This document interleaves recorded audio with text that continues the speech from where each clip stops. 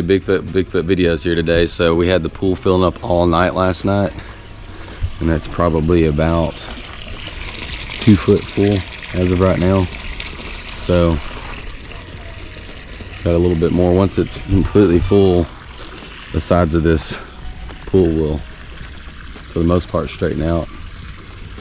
I think it said that they'll always dip a little bit so that it will, as people are playing in it, it's got give in it, so it's not just putting undue stress on the pool. It'll be flexing a little bit at the corners and the sides, along sides. So I'm gonna work on getting the pump put together, so I'm gonna time lapse that and get it installed over there.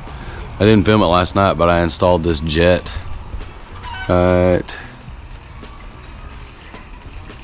Where is it? Right over here somewhere. It's a gray jet. Right there. So yeah, you got to pull that out of the pump